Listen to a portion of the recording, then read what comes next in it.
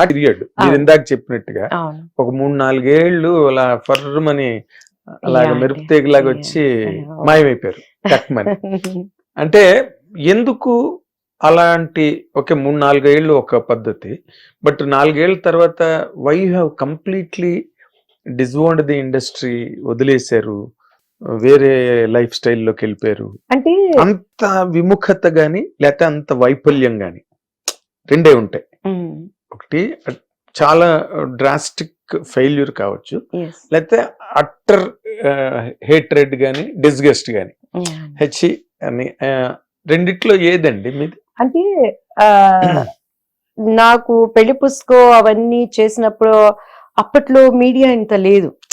మేము ఉండేది చెన్నై. మనకి ఇంటర్వ్యూలు అప్పుడు చేసేవాళ్ళు.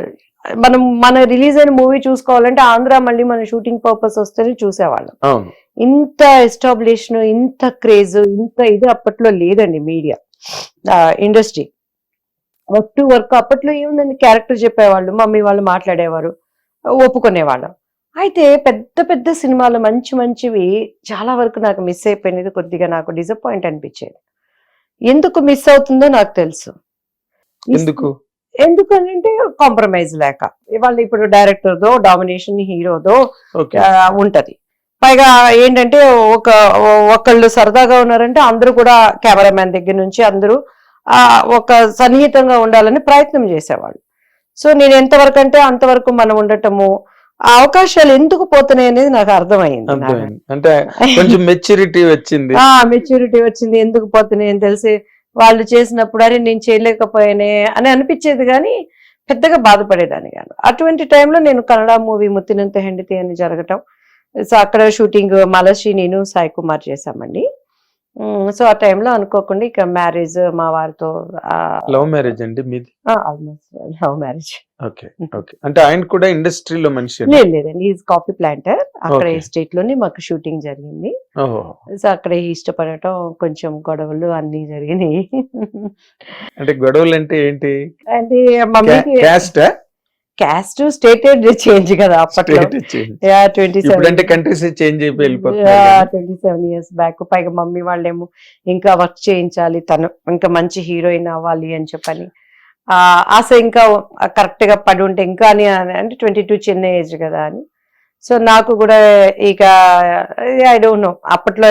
ఇప్పుడైతే చాలా బాధపడుతున్నారు, అరే ఎంత మంచి భవిష్యత్తును పోగొట్టుకున్నాను నేను, ఇంకొంచెం రోజులు నేను వర్క్ చేసి ఉంటే బాగుండేదని ఇప్పుడు దాని వాల్యూ తెలుస్తుంది. మరి మీ మదర్ కి మీకు గట్టిగా డిషన్ ఫైటింగ్ అయిందా? బాగా ఇప్పటికీ కూడా బాధపడతారు అమ్మ. ఎస్పెషల్లీ బయటకు వెళ్ళినప్పుడు ఫ్యాన్స్ గానీ, మనం అంటే ఇష్టం ఉన్న ప్రతి ఒక్కళ్ళు కూడా. నిన్న కూడా ఫంక్షన్ లో అసలు ఎంత మంది అంటే, ఇప్పుడు దానికన్నా కూడా పాలిటిక్స్ గురించి ఎక్కువ. 70+ ఉంటే ఒక పెద్ద ఆయన వచ్చి 10 నిమిషాలు చెప్తూనే ఉన్నారు. అసలు మీరు వేసే కౌంటర్స్ గానీ, మీ ప్రెస్ మీట్ అంటే ఎంత సున్నితంగా పాయింట్ టు పాయింట్, ఇమ్మాయి ఇలా చెప్పగలుగుతుంది ఇలా అనుకునేవాళ్ళు అమ్మ అని చెప్పని. అట్లా ప్రతి దాంట్లో ఒక అవగాహనతో, ఇంట్రెస్ట్ తో చేసేదాన్ని నాగేంద్ర గారు. సో పోగొట్టుకున్నానే మంచి లైఫ్, ఇంకొక మంచి ఒక 5-6 సినిమాలు చేసుంటే బాగుండేదేమో అని ఇప్పుడు ఆ ఫీలింగ్ నాకు తెలుసు. అంటే ఇప్పుడు ఆ ఫీలింగ్ రావడానికి మీరు తీసుకున్న అంటే ఆ వెడ్లాక్ లైఫ్ ఏదైతే ఉందో, వివాహ జీవితం, అందులో ఇఫ్ యు ఆర్ కంప్లీట్ గా సక్సెస్ఫుల్ గా ఉంటే మీకు ఆ ఫీలింగ్ రాదు. ఏది అరే నేను పోగొట్టుకున్నానే అది అన్న ఫీలింగ్ రాదు. అంటే మీరు డిసప్పాయింటెడ్ అండి వెడ్లాక్ లైఫ్ లో? ఒక 80% ఐ డిసప్పాయింటెడ్. నేను అనుకున్న లైఫ్ కాదు. ఎందుకంటే ఈజ్ గుడ్ హస్బెండ్. చాలా మంది అపార్థం చేసుకుంటారు, కానీ ఎలా అంటే మాకు మ్యారేజ్ అయిపోయినాక, బాబు పాప పుట్టినాక కొన్ని ఇన్సిడెంట్స్ నాకు అవి చెప్పడం టోటలీ ఇట్స్ మై పర్సనల్. నా కళ్ళతో కొన్ని నేను చూడనివి చూసినప్పుడు ఒకలాంటి డిస్టర్బ్ అయ్యాను నేను మెంటల్. బట్ ఎక్కడ ఆయన నన్ను ఎప్పుడు ఇప్పటికీ మా గురించి కేర్ తీసుకుంటారు. కానీ అంటే మీరు చెప్పింది చాలా గొప్ప పాయింట్. ఎందుకు అంటే ఒకసారి విడిపోయిన చోట భర్త గురించి భార్యలు గొప్పగా చెప్పరు ఇన్ జనరల్ కండిషన్స్. అయినా మీరు ఇప్పుడు కూడా he's not at fault, he's good అని చెప్తున్నారు మీరు.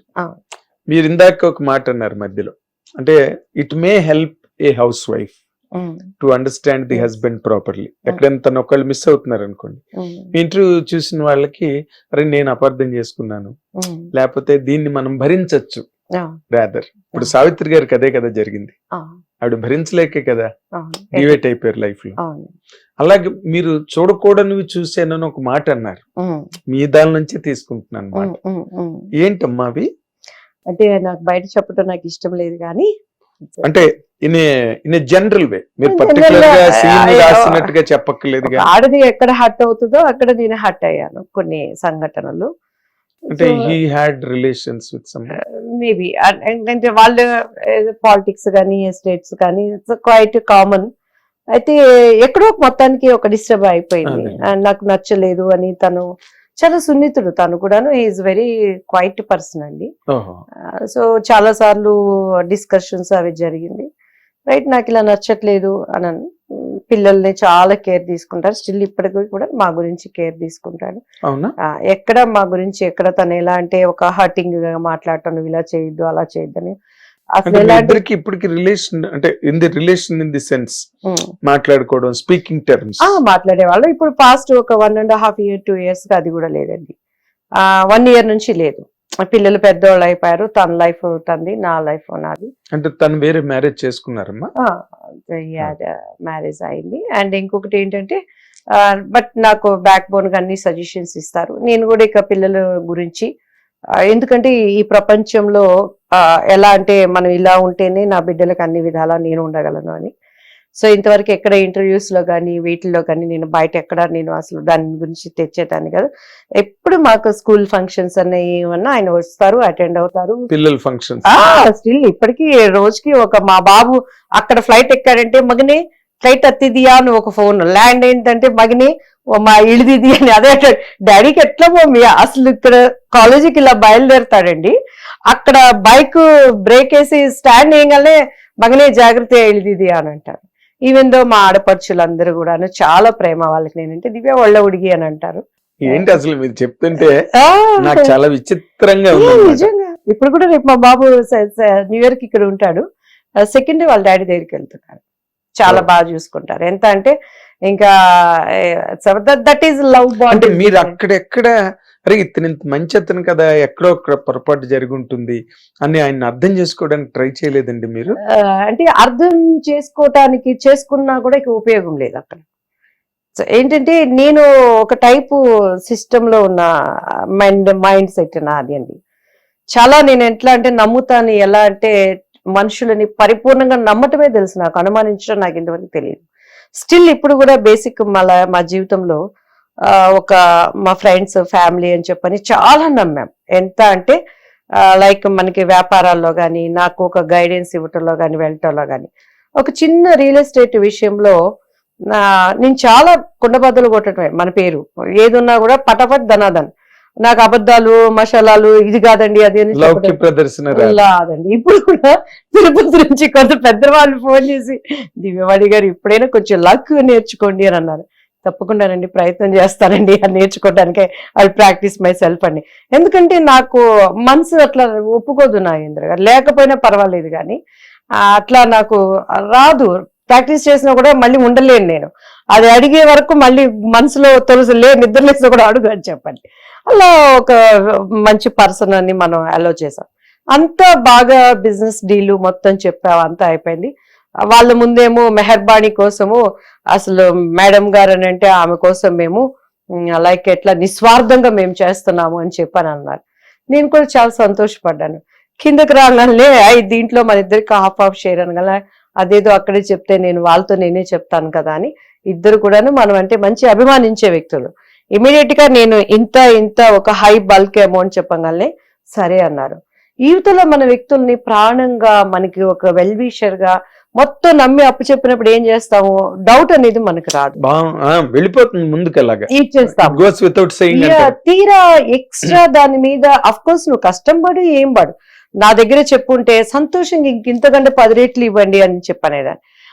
ఆ ఒక్క అవతల పర్సన్ కి చెప్పకుండా మేడంకి తెలియనివ్వద్దు నాకు ఇంత అని చెప్పని మళ్ళీ చేసరికి అది ఎట్లా మనసుకు హట్ అవుతుంది అంటే అది అడిగే వరకు వాళ్ళిద్దరిలో కూడా ఒకతను దాచిపెట్టే వ్యక్తి, ఇతను కొంచెం మనకి నీతి నియమాలతో చెప్పినప్పుడు మనం ఇక్కడ ఆ సిచ్యువేషన్ హ్యాండిల్ చేయగలుగుతున్నాం. వీళ్ళిద్దరిలాగే తిని కూడా అయిపోతే ఆ బిజినెస్ డీల్ లో వాళ్ళంటి ఆడవాళ్ళ పరిస్థితి ఏంటండి? చాలా కష్టం. ఆడవాళ్ళని కదా, ఎవరికైనా కష్టం అండి. ఎందుకు అంతా కాకపోతే అంత అబద్ధాలు ఎందుకు? ఒక మనిషి జీవితం చిన్న జీవితం. ఒక వ్యక్తి నేను నమ్మాను అన్నప్పుడు ఆ నమ్మకానికి నమ్మక ద్రోహం చేసినప్పుడు దానికన్నా 1000 కత్తులు పెట్టి పొడి చేయటం బెటర్ అండి. నేను అంత మనకి బాధ అనిపిస్తుంది. అలానే వైఫ్ అండ్ హస్బెండ్ జీవితంలో కూడా అమాయకంగా మనకున్న కెరీర్ మొత్తం వదిలిపెట్టేసాం మనం. మనకున్న బంగారు భవిష్యత్తుని పీక్ లో వదిలిపెట్టి అమాయకంగా నీ చేయి పట్టుకున్నప్పుడు అక్కడ ఎంత గాయం నాకు తగలపోతే, ఎంత ప్రొటెక్టివ్ గా చూసుకోవాలి, ఎంత పెయిన్ అనిపించకపోతే, ఎందుకు అమెరికా లెవెల్లో మన ఇండియా అవ్వకూడదని మన సంప్రదాయాలకి, మన సంస్కృతికి, మన కట్టుబాట్లకి, మన బిడ్డలకి రేపు మనం మోరల్ గా ఉండాలి అనే ఒక దృక్పథంతో ఒక ఆడదానిగా మనకున్న వాటి అన్నిటిని మనం బంధనం చేసుకొని తీసుకెళ్తున్నప్పుడు నిజంగా ఈ రోజు నా బిడ్డ, నా బాబు, పాపని చూస్తే రియల్లీ ఇప్పుడు మీకు చెప్పాను కదా, కించిత్ గర్వం అనిపిస్తుంది. యుఎస్ఏ నుంచి రాగానే ఏం చేస్తారండి నా వయసు కొడుకులు జనరల్ గా పబ్లిక్ వెళ్ళిపోతారు, సినిమాల దగ్గరికి వెళ్ళిపోతారు. నిజంగా ఇప్పటికీ కోడి పెట్టలాగా మమ్మీ ఎక్కడంటే అక్కడ రావటం. ఇప్పుడు కూడా మిమ్మల్ని కారులో పట్టుకొచ్చింది తనే కదా. అండ్ ఈ నా ఒక బిజినెస్ డీల్ లో అనుకోకుండా మా ఇంట్లో ఒక సంఘటన జరిగింది నాగేంద్ర గారు. రియల్గా నా బాబు వాల్యూ ఏంటని నాకు ఇంకా తెలిసింది. ఎంత అంటే తన ఓర్పు, తన సహనం, నిజంగా నాకు నా బాబు నాకు నా తండ్రేమో అనిపించింది. రియల్ గా దాంట్లో ఐఎమ్ గుడ్ లక్కీ వైఫ్, తన లాంటి వ్యక్తిత్వం కలిగిన వ్యక్తి.